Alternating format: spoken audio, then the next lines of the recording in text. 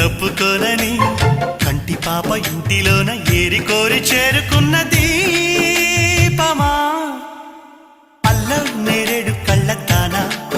ప్రేమ వల్ల పట్టాను పిల్లదానా